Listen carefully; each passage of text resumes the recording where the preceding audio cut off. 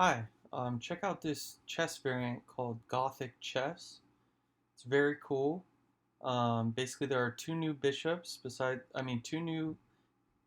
besides the king.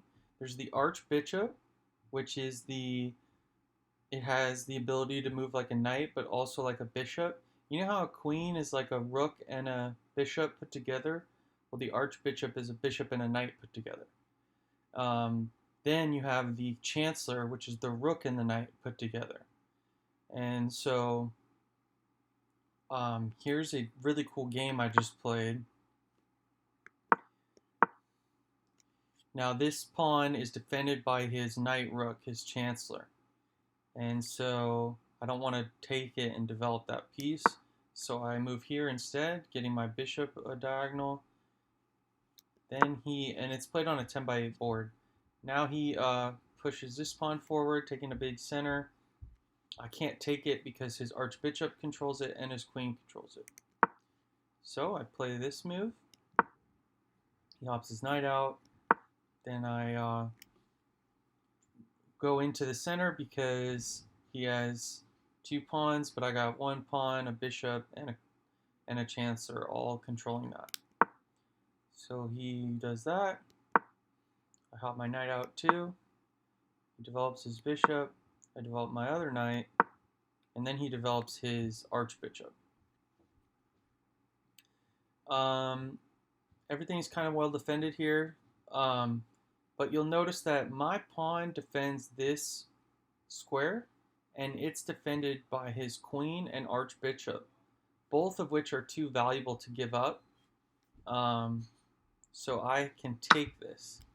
And if this was just a bishop, he could take, and then, but even my bishop controls this diagonal. So anyway, this is a free pawn, and then he kicks it out. So I decide to take his bishop. And then this is the chancellor hopping into action. So knight rook recaptures the knight. Okay, so from here I chop in the center, and this pawn is hilarious because you see these two new pieces here. Neither of them can kill this pawn because the chancellor doesn't have any diagonal attacking, and then the archbishop doesn't have any horizontal or vertical attacking. So they're both just out of place here, and he decides to set back with the chancellor, but now it's attacking the undefended pawn. So very cool patterns in this game. Just unbelievable that a knight can back up like that and attack this. So now I just decide to take again rather than defend this pawn. And then he takes with check. And sometimes I block with the chancellor and then they get traded off, and then it's just like a normal game of chess. I try to keep these beautiful pieces on as long as possible, so I decide to block with the bishop here. And then he castles, and you'll notice that the castling goes 3 squares in that direction. It would also go 3 squares in the other direction instead of 2 in regular chess. So here, I could develop the bishop here, which would the archbishop here, which would attack the chancellor. But the tension between the chancellor and the archbishop is they can always see each other. So if I did do that, he could potentially trade it. So I decide to hop it here instead, and this lines up a triple attack on this king. And my bishop is ready to take out this knight, which defends this square. But even without doing that, this triple attack is overwhelming on this king's square. So here, he decides to take another pawn, and now he's threatening my bishop with his knight powers. He's also pinning my archbishop to my chancellor, and just winning a central pawn. Here, I decide to castle before I launch my attack, which was a bad move, I think, because then he has a chance to go over here, and now he's defending the knight. So when I take the knight, he's able to take back with his chancellor. Now, I do this anyways just because I have enough attackers. So bishop takes. The king can't take back, so has to go to the corner. And my queen would like to be in front of the archbishop. That way I can move the bishop forward and then slam the queen in there. But instead, the way I have it ordered, I don't really know what to do here, so I play knight over here with the idea of maybe sacrificing itself at one point over here, and then when the pawn takes, taking back with the bishop and kind of pinning the king back here. Um, so, and he has no, this looks like a queen, which is, I think, the hardest part to understand about Gothic chess, is the Chancellor has no diagonal powers, because it's just a knight and a rook. Even though it looks like a queen, it can't take my knight here. But he can hop over here, and now he's attacking my bishop and my knight. And I decide to defend my knight like this, because I want it to hang out here.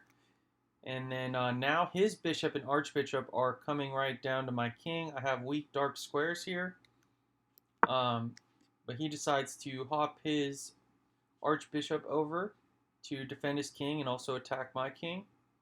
And I decide to, well, oh yeah, he's threatening to come into here with check. It's kind of a soft square if my knight moves. So I decide to let the rook help defend that square by pushing the pawn up.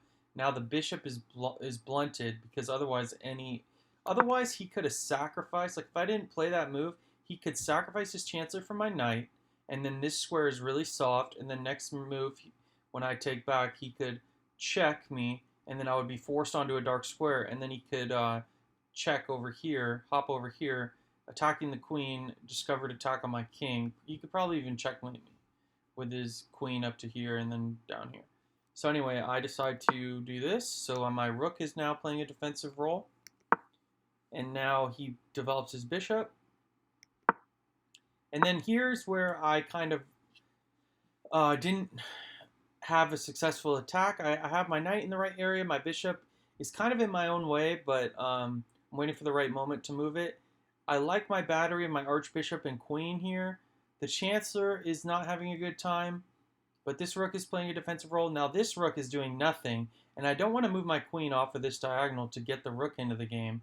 So I decide to play like this with this pawn over here, and he develops his knight, which lets me play this extra pawn push. So now my rook can swing up and all the way over to attack his king. And I do that. And then he attacks my rook. And so I attack his knight on the way over. And then he takes a pawn, defends his knight, and kind of develops his queen a little bit. His queen is attacking my chancellor, which can attack it back. But the queen is more valuable than the chancellor, in the way that a bishop is more valuable than a knight. The chancellor is actually a really good piece, so it's really complicated to evaluate. Like, you'll see later, you would think a rook and a knight is better than a bishop and a knight, but you'll see in this game later, I decide to sacrifice my chancellor for his archbishop to get my attack complete. So in this position, and you'll see I have 2 minutes left and he has 3 minutes left. I decide to go for the attack here because my rook is in the attack and ready to swing over. This rook is doing its defense. These pieces are on the diagonal, and the chancellor is the only piece that isn't doing anything, but I decide I'm ready to attack. So I check the king, and I'm also attacking the archbishop. It's a fork. If he just moves his king and takes my bishop, I will kill his archbishop, and I will also have a discovered attack against the king. So he decides to take my knight. Like, as you can see, it's kind of an impossible move because it's protected by the pawn. So he just takes the knight. But now, in this position, I've freed up this square for my rook. So at any point, I can bring my rook over and trade it off for this chancellor, pinning it to this king. But first, I take the pawn back with my bishop, opening the king up on this pin, and also attacking the chancellor. And the chancellor can't attack back because it can't go diagonal. So in this position, he hops the chancellor over here out of danger, and now it's attacking my bishop, and he has a battery down on this square that's my weakest point that I'm trying to defend with the rook and nothing else. So here I bring the rook over to do my plan, which is check. The king slides to the side, and now the king has no squares. So how do I checkmate the white king? Well, if my archbishop, if this bishop was my archbishop, my next move would be rook in the back, checkmate. Because the archbishop would protect the rook like a knight, but also prevent the king's escape like the bishop. So my goal right here is to get my archbishop where my bishop is. So I decide to um, I'm thinking of sacrifices with the bishop, but it's never really working because like if I played the bishop over here right now to get this archbishop a square here, his archbishop actually with the knight power, it controls this square. So first, I decided to develop the Chancellor and attack this Archbishop because now, if he thinks it's a good trade and takes me, he's no longer influencing this square where I want to bring my Archbishop, and his Chancellor can kind of control that square. But if the Chancellor takes the Archbishop when the Archbishop is here, that brings my Queen in, and then my Queen will do the job of checkmating the King. So here, I take his Archbishop. I've sacrificed my Chancellor for his Archbishop, but now my Chancellor was my worst piece, and now he has successfully gotten rid of one of his best defenders of the King. So now it's his turn, and he decides to go for it. So he takes my pawn, and here I play the brilliant move, Bishop to I4, it says. So this move is just a total sacrifice of a bishop just to clear the square from my queen and archbishop, because the bishop is limited.